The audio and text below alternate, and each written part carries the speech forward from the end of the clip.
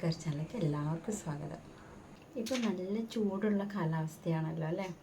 ഈ സമയത്തൊക്കെ എല്ലാവർക്കും നല്ല തലവേദന ഉണ്ടാവും, പനി ഉണ്ടാവും, തലയ്ക്ക് നല്ല ചൂടുണ്ടാവും അല്ലേ? അപ്പം എന്താ ചെയ്യേണ്ടതെന്ന് അറിയാൻ പാടില്ലാത്തൊരു സിറ്റുവേഷൻ ആയിരിക്കും നമ്മൾ അല്ലേ? അപ്പോൾ ഇങ്ങനെയുള്ള സമയത്ത് നമുക്ക് ഉപയോഗിക്കാൻ പറ്റിയ തലയ്ക്ക് മുടിക്കും എല്ലാത്തിനും നമുക്ക് ഉപയോഗിക്കാൻ പറ്റിയ നല്ലൊരു ജെല്ലാണ് കേട്ടോ ഹൈബിസ്കസ് ജെല്ല്. ഈ ഹൈബിസ്കസ് ജെല്ല് നമ്മൾ അപ്ലൈ ചെയ്യുമ്പോൾ തന്നെ നമുക്ക് തലയ്ക്ക് നല്ല കൂളിംഗ് ആയിരിക്കും. അപ്പോൾ ഇങ്ങനെയുള്ള സമയങ്ങളിൽ നമ്മൾ കൂടുതലും ജെല്ലായിട്ടൊക്കെയാണ് കേട്ടോ ഉപയോഗിക്കേണ്ടത്. ജെല്ലും അതുപോലെ തന്നെ ഓയിലൊക്കെ ആയിട്ട് ഉപയോഗിക്കാം. അതായത് നീലിഭൃങ്ങാതി, ഇന്നലെ ഞാൻ പറഞ്ഞല്ലോ, നീലിഭൃങ്ങാതി പോലത്തെ എണ്ണയോ വെളിച്ചെണ്ണയോ എന്തെങ്കിലും തേക്കാം നമുക്ക്. അതിൽ ഇന്നലെ പറഞ്ഞ പോലെയുള്ള പാലുകളൊക്കെ ഉണ്ട്, വ്യത്യസ്ത തരം, നല്ല തണുപ്പുമായിരിക്കും.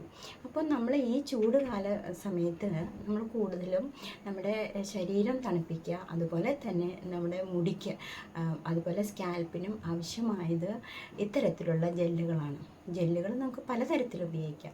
ഹൈബിസ്കസ് ജെല്ലുണ്ട്, ഫ്ലാക്സീഡ് ജെല്ലുണ്ട്, അതുപോലെ കറ്റാർവാഴ ജെല്ല്, ഉലുവ ജെല്ല്, ഇങ്ങനെ പലതരം ജെല്ലുകൾ നമുക്ക് ഉപയോഗിക്കാം. അപ്പോൾ ഈ ചൂട് കാലാവസ്ഥയിൽ നമുക്ക് ഏറ്റവും ഉചിതം ജെല്ലാണ്. അതിൽ ഹൈബിസ്കസ് ആണ് എനിക്ക് ഏറെ ഇഷ്ടം ഈ സമയത്ത് കേട്ടോ.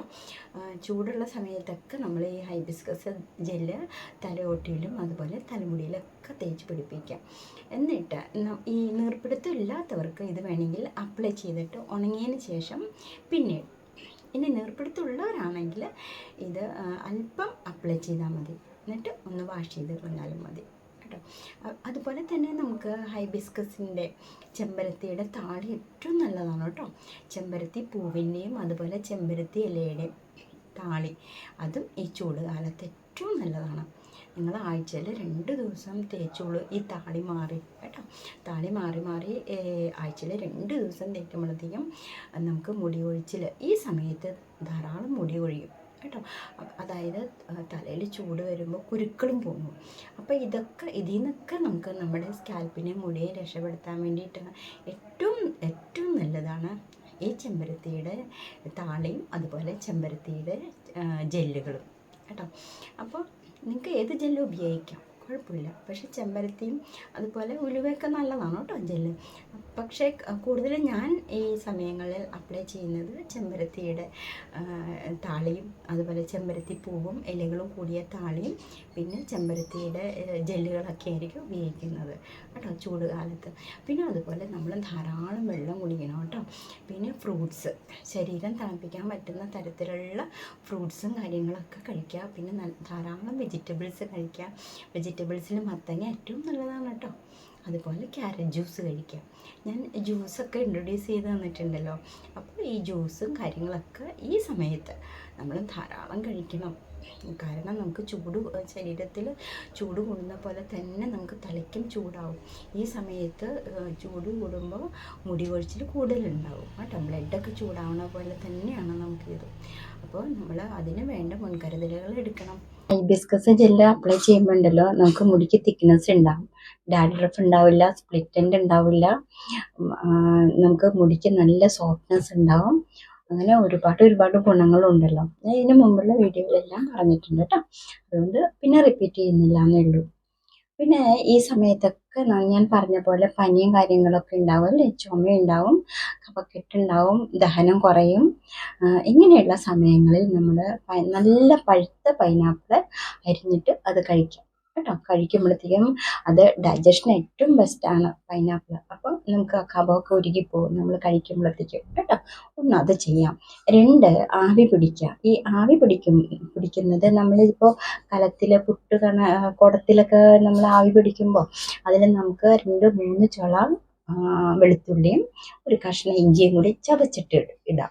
എന്നിട്ട് വെള്ളം തിളപ്പിക്കുക. ആ തിളച്ച വെള്ളത്തിൽ നമ്മൾ ആവി പിടിക്കുക. ഡെയിലി 2 പ്രാവശ്യം ഇത് ആവി പിടിച്ചോളൂ. ഈ കഫക്കെട്ടൊക്കെ വേഗം മാറും, ചുമയൊക്കെ മാറും കേട്ടോ. ഇതിനു മുമ്പുള്ള വീഡിയോയിൽ ഞാൻ പറഞ്ഞിട്ടുണ്ട്, ചുമയ്ക്ക് ഏറ്റവും ബെസ്റ്റാണ്.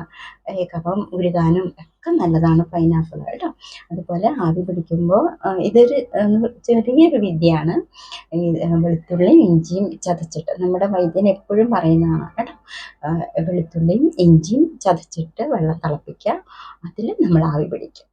ആവി പിടിച്ചിട്ട് നമ്മൾ വായ പിടിക്കുമ്പോൾ വായ്ക്കൂടിയിൽ നിന്ന് എടുത്തിട്ട് മൂക്കിക്കൂടി വിടാം. അങ്ങനെ ചെയ്തുകൊണ്ടിരിക്കാം. 2 നേരം ചെയ്യാം കേട്ടോ. പിന്നെ ഈ ചൂട് സമയത്ത് തലമുടി വാഷ് ചെയ്യണം കേട്ടോ. വാഷ് ചെയ്യാതെ ഇരിക്കണ്ട. കാരണം തലയ്ക്ക് നമ്മൾ വെള്ളം ഒഴിക്കുമ്പോഴാണല്ലോ ആ ഒരു ചൂട് ഇല്ലാതെയാവുന്നത്. അതുകൊണ്ട് ആരും ചൂടുവെള്ളം ഒഴിക്കരുത് കേട്ടോ. തലയിലെ സ്കാൽപ്പിലൊന്നും ചൂടുവെള്ളം ഒഴിക്കരുത്. പച്ചവെള്ളം തന്നെ ഒഴിക്കാം. ഇതൊക്കെ ശ്രദ്ധിക്കാം.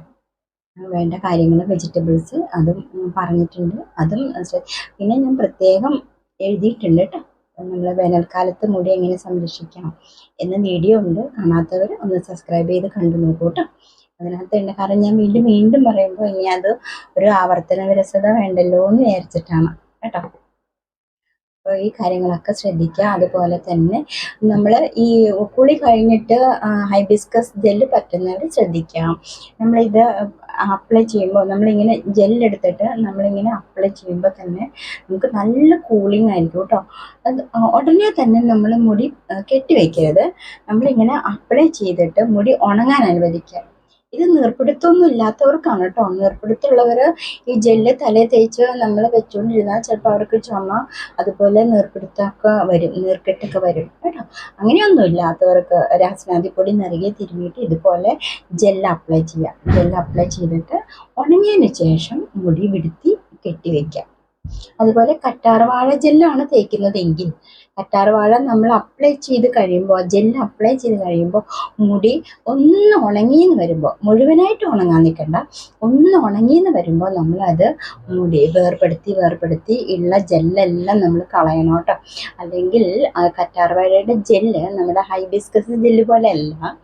അത് പിടിച്ചിരിക്കുമ്പോൾ നല്ല മുടിയിൽ ഇങ്ങനെ ബലമായിട്ടിരിക്കും.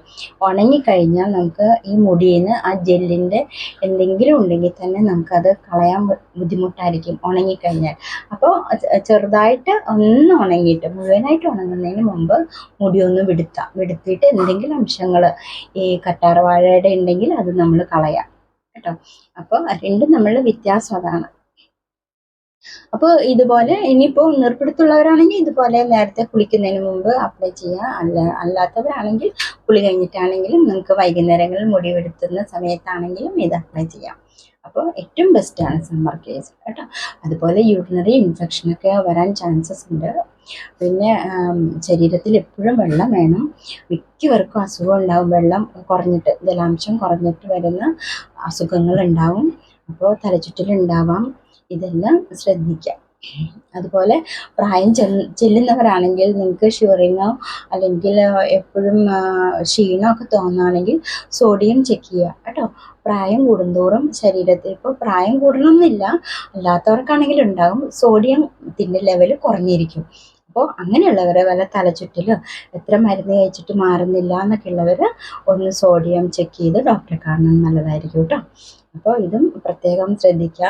നമുക്ക് ഈ ചൂടുകാലത്ത് ഇതുപോലെ പെട്ടെന്ന് തലചുറ്റലൊക്കെ വരാം ആൾക്കാർക്ക് കേട്ടോ. അപ്പോൾ നമുക്ക് രാത്രിയാണെങ്കിലും പകലാണെങ്കിലും ഒരേപോലെ ചൂട് നിൽക്കുന്ന അവസ്ഥയാണ്. അപ്പോൾ ഈ കാര്യങ്ങൾ നമ്മൾ മുൻകൂട്ടി ഇത് പ്ലാൻ ചെയ്ത് എന്താണോ ചെയ്യേണ്ടത് അതെല്ലാം നമ്മൾ ചെയ്തുകൊണ്ടിരിക്കണം കേട്ടോ. ധാരാളം വെള്ളം കുടിക്കണം കേട്ടോ. വെള്ളം കുടിക്കാൻ വേണ്ടി കാണിക്കരുത് ഒരിക്കലും. പിന്നെ ഫ്രൂട്ട്സും കാര്യങ്ങളും കഴിക്കാം. ശരീരം ഡീഹൈഡ്രേറ്റ് ആവാതിരിക്കാൻ വളരെയധികം ശ്രദ്ധിക്കാം കേട്ടോ. അതുപോലെ ഈ ചൂട് സമയത്താണല്ലോ മുടിയും സ്കാൽപ്പൊക്കെ വരണ്ടിരിക്കും. നമുക്ക് വരണ്ടിരുന്ന് മുടി കൊഴിച്ചിലുണ്ടാവും. അപ്പോൾ അതുകൊണ്ട് ആണ് ഇത്രയും കാര്യങ്ങൾ ശ്രദ്ധിക്കാൻ പറയുന്നത്. അപ്പോൾ നമ്മൾ കൂടുതലും ഇങ്ങനെയുള്ള സമയത്ത് ജെല്ലുകൾക്ക് നമ്മൾ മുൻഗണന കൊടുക്കാം കേട്ടോ. പാക്ക് നമുക്ക് ഉപയോഗിക്കാം, ആയുർവേദ പൊടികൾ ഉപയോഗിക്കാം. ആഴ്ചയിൽ ഒരു പ്രാവശ്യമാണെങ്കിലും കുഴപ്പമില്ല. കാരണം നമ്മുടെ മുടിയിലുള്ള അഴുക്കൊക്കെ കളയാനായിട്ട് നമുക്കത് വേണമല്ലോ. നെല്ലിക്കപ്പൊടിയാണെങ്കിലും മൈലാഞ്ചി പൊടിയാണെങ്കിലും ഒക്കെ നമുക്ക് ഉപയോഗിച്ച്, ചിക്കക്കായ് പൊടിയോ ഒക്കെ ഉപയോഗിച്ച് നമ്മുടെ മുടിയിലുള്ള അഴുക്കുകളൊക്കെ നമുക്ക് കളയാം. അപ്പോൾ ആ പാക്ക് ആഴ്ചയിൽ ഒരു ദിവസം തേച്ചാലും മതി. ഞാൻ ഇന്നിപ്പോൾ ഹൈബിസ്കസിൻ്റെ ജെല്ലാണ് കേട്ടോ തേക്കുന്നത്. നമ്മളിതിങ്ങനെ ചൂട് കാലത്തൊക്കെ ഇങ്ങനെ തേക്കുമ്പോഴത്തേക്ക് എന്താ സുഖം എന്നറിയോ. തലയ്ക്കൊക്കെ നല്ല കൂളിംഗ് ആയിട്ട് തോന്നും. നമുക്ക് സ്കാൽപ്പിലൊക്കെ അപ്ലൈ ചെയ്യുമ്പോൾ ഉണ്ടല്ലോ നല്ല രസമായിരിക്കും. തലോട്ടിയിൽ അപ്ലൈ ചെയ്യാം, അതുപോലെ തന്നെ മുടിയിൽ അപ്ലൈ ചെയ്യാം. ഞാനിത് വാഷ് ചെയ്ത് കളയാറില്ല കേട്ടോ. കാരണം എനിക്ക് കുഴപ്പമില്ല, ജെല്ലൊക്കെ തലയിൽ അപ്ലൈ ചെയ്താലും ഓവർനൈറ്റ് വെച്ചാലൊന്നും കുഴപ്പമില്ല. അതുകൊണ്ടിട്ട് ഞാനിത് അപ്ലൈ ചെയ്യുന്നത് കേട്ടോ.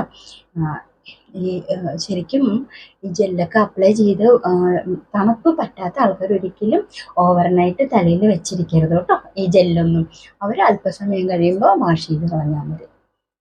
അതുപോലെ മിക്ക സമയത്തും ഡേ ടൈമിൽ അപ്ലൈ ചെയ്യാൻ ശ്രദ്ധിച്ചോളൂ കേട്ടോ.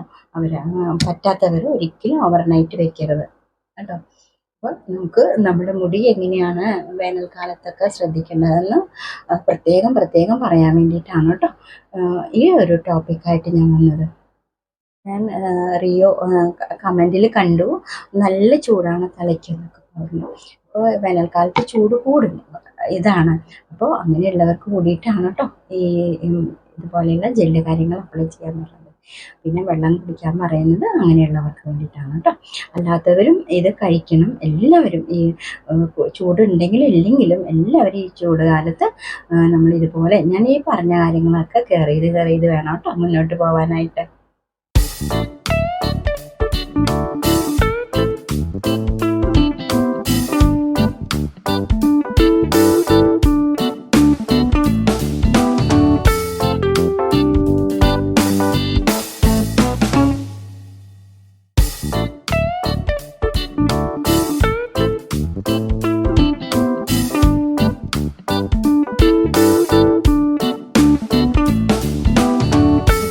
ഈ 11-ാം തീയതി ഞാൻ തിരുവനന്തപുരത്തേക്ക് പോവാണ് കേട്ടോ. ആറ്റുകാൽ പൊങ്കാലയാണല്ലോ 13-ാം തീയതി. അപ്പോൾ അതിനോടനുബന്ധിച്ച് 11-ാം തീയതി തിരുവനന്തപുരത്തേക്ക് പോവാണ്. പിന്നെ 13-ാം തീയതി തിരിച്ചെത്തുള്ളൂ കേട്ടോ. പിന്നെ കൂടാതെ എൻ്റെ ക്ഷേമമൊക്കെ അന്വേഷിക്കുന്ന ഒരുപാട് ആൾക്കാരുണ്ട്. അവർക്കൊക്കെ അവരോട് വളരെയധികം താങ്ക്സ് കേട്ടോ. യാത്രയൊക്കെ സുഖമായിരുന്നു. യാത്ര എങ്ങനെ ഉണ്ടായിരുന്നു എന്ന് ചോദിച്ചു. യാത്രയൊക്കെ സുഖമായിരുന്നു കേട്ടോ. നമുക്ക് ഒന്നിനും ഒരു ബുദ്ധിമുട്ടും ഉണ്ടായിരുന്നില്ല. അതുപോലെ കാശിയിലൊക്കെ പ്രയാഗ്രാജിൽ പോയി സ്നാനം ചെയ്തു. അത് കഴിഞ്ഞ് കാശിയിൽ പോയി. കാശിയിലാണെങ്കിലും 2 പ്രാവശ്യം ദർശനം കിട്ടി കേട്ടോ.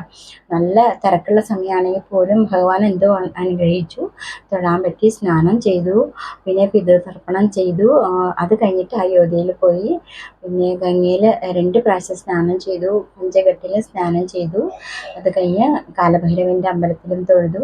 അത് കഴിഞ്ഞിട്ട് ആണ് കാശിയിൽ പോയിട്ട് വീണ്ടും തിരിച്ചാണ് അയോധ്യയിൽ പോയത്.